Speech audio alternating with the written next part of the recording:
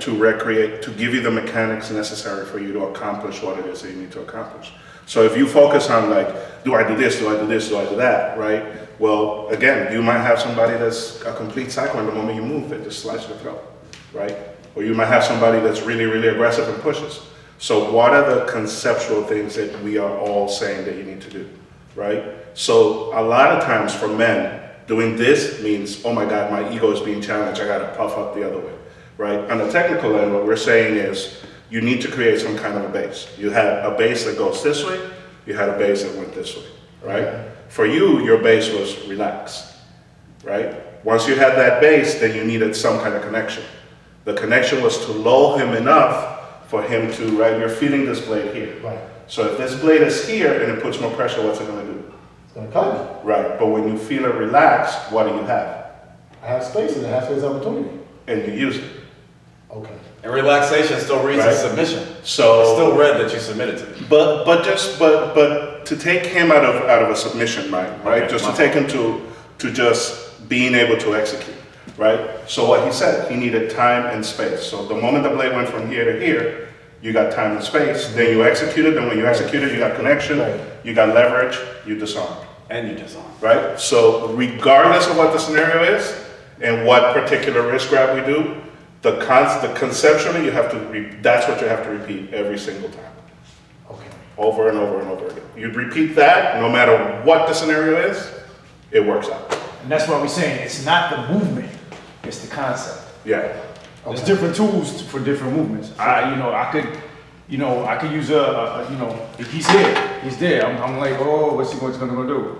Now, what I learned was, get out of it. So I'm here, I submit, I'm here. So if he decides to do anything, I can turn this way. Or I can, he's here, the best thing to do, I drop down, right? So the best thing, I wanna get it away from me. Right. Because if I go this way, I'll cut my own self. Right.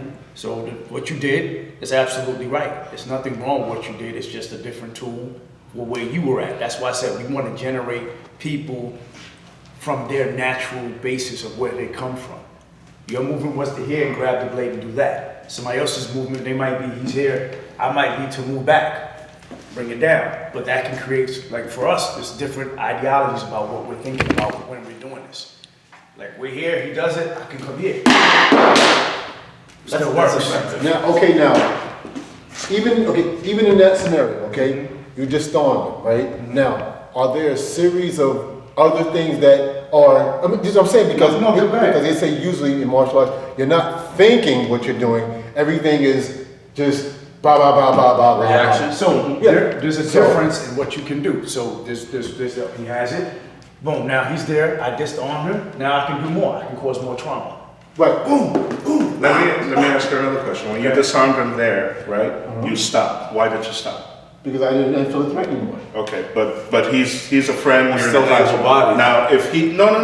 But what I'm saying is, if this would have been a street situation, would you have stopped there and just No, Papa would stab me. Oh, right? But that's what I'm saying. The circumstance at that moment dictates a completely different reaction, right? So you got to disarm him here and you stopped, right? The sequence of things that you would have done had you been in a real life or death situation changed. We can't give you a formula or a thing that says this is what you do. If you decide to then take that weapon and turn it against him, then you're going to kill him, right? You can possibly take him down, you can hit him, you can do a whole other succession of things, but those things are going to be dictated by that situation at that moment.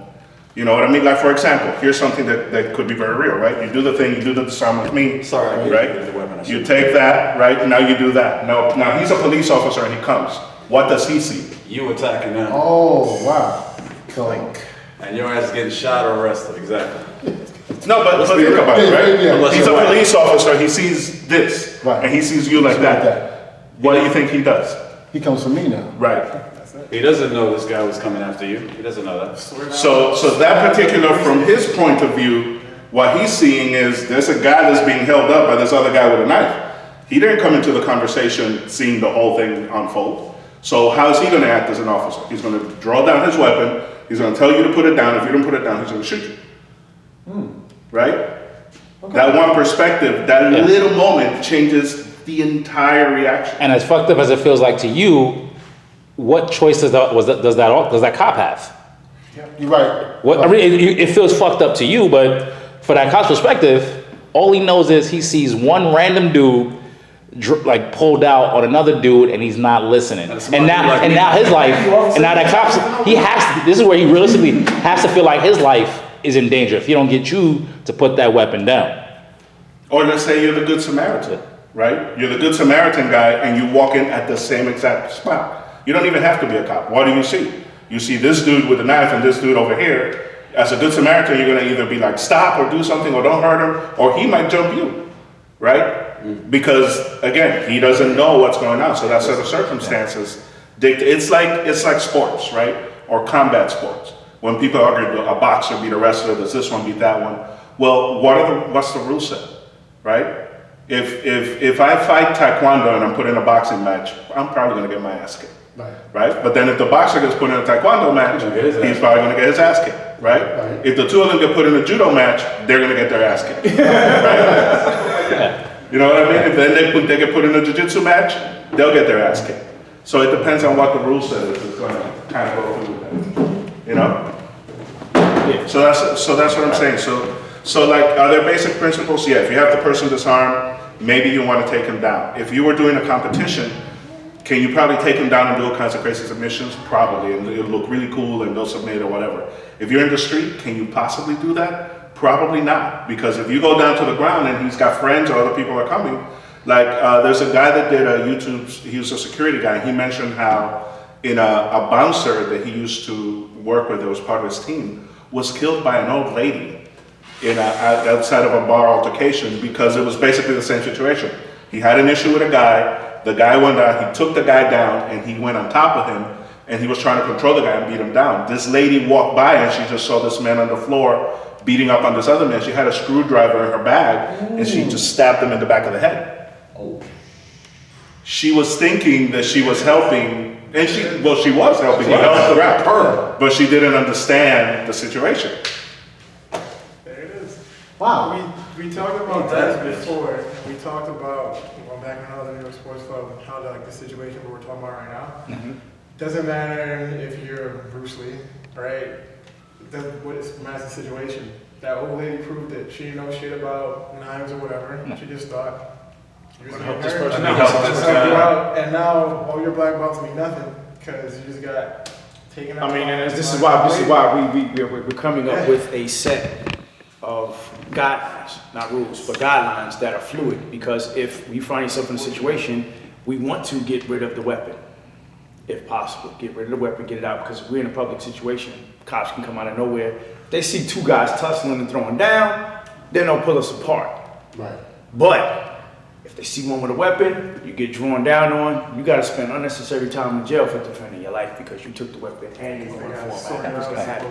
So these are the scenarios that we, as instructors, must think about on the whole. So question, my instinct would be to kick the knife out of the way, but what if I'm kicking it to one of his boys? Right. So what do you do? So you know, Step on it? So right, a few times you see me step on it. Just step on it and You see me like when we're drilling, I take the knife, I immediately step on top of it, Okay. and that's my ground. I'm not giving up that line because that's one issue I don't have to deal with anymore. And then if you think about where you are, situation, the subway platform, to the tracks, Okay. get rid of it. Like Take it out. if we're in the street, I'll kick it in the traffic. In the traffic, Yeah. okay. Or Nobody's sewer. running out there to grab a knife. No. Nobody's running out there to grab a gun. Sure. Okay, that's smart. You know what I'm saying? Okay, so, okay.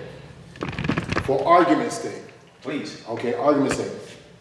If streetwise, depending upon the context of the situation, if it's one-on-one, it's just better to just get this out of the equation. This is never one. Here again, let's prioritize. What is the most dangerous thing to you? Right? The knife. Okay, so if he's holding the knife, what do you have to address first and foremost? The knife.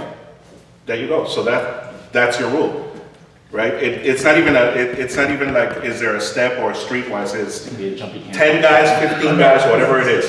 What is the most dangerous thing, right? If you were going to fight all of us in this room, who look like are the people that could probably do the most damage in one shot to you? Careful. The leanest guy. Well, you know me.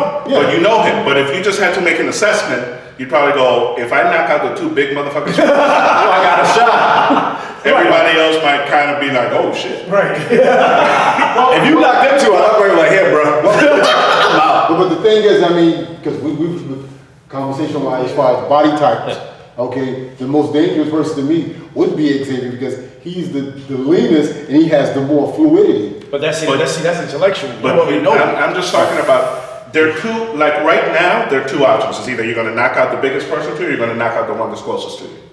If we were all coming at you right now, whoever gets closest, you don't have, you can't, where you gonna run?